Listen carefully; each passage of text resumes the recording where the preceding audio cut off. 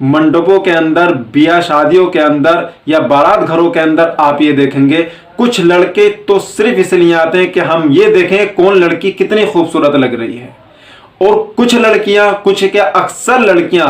इस धुन में रहती हैं कि मैं अपनी सहेली से बेहतर दिखूं, मैं अपनी सहेली से खूबसूरत दिखूं। उसका मेकअप अलग, उसका मेकअप अलग, उसके सैंडल अलग, उसके बाल का छज्जा अलग, उसके बालों की स्टाइल अलग, किसी के मुड़ी हुए बाल है, किसी के लड़ गालों पे आ रही है, किसी के लड़ आंखों पे आ रही है, किसी ने चेहरे पे बाल डाला। यानी मुझको लड़के देखें, मुझको लड़कियां देखें, मुझको सहेली देखें और तारीफ में बोले कि बहुत अच्छी लग रही है। ये अल्फाज सुनने के लिए या मुझको लोग देखें और रह सकें, इस चीज को देखने के लिए वो लड़की बगैर दुपट्टे के ही चली जाती है। और वहां माँ भी होती है, वहां बाप भी होता है, वहां भाई भी होता है, और कोई भी ये कहने के लिए तैयार नहीं है कि तेरा दुपट्टा कहाँ है, या तेरा सीना दिख रहा है, या तेरा जो है ये जेबो जीनत तेरी नजर आ रही है। और बगैर शादीशुदा लड़कियां होती हैं, कोई 12 साल, कोई 15 साल, कोई 18 साल।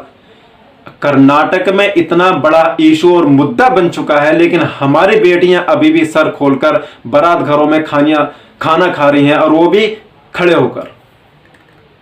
वहां ये मुकाबलाबाजी रहता है कि मुझसे अच्छा कौन दिखे।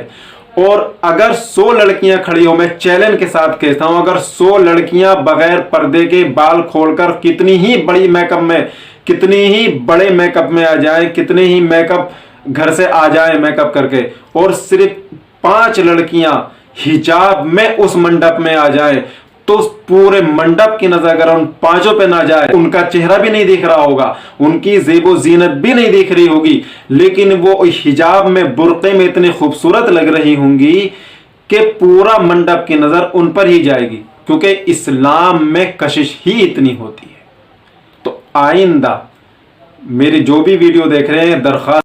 बेटी के बाप हों या किसी बहन के भाई हों, अगर वो बाहर जा रही हैं अपनी बहन, तो उनसे कहिएगा आप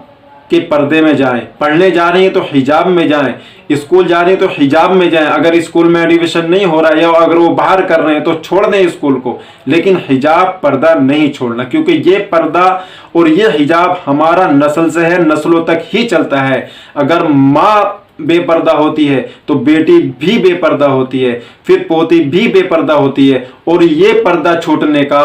असर पूरी नस्ल में चला जाता है, और उसमें जिनकारी और जिनाकारी और बदकारी और नई नई चीजें, नए नए गुनाह उसमें शामिल हो जाते हैं। अल्लाह तबारक व तआला अमल की तौफीक नसीब फरमाए।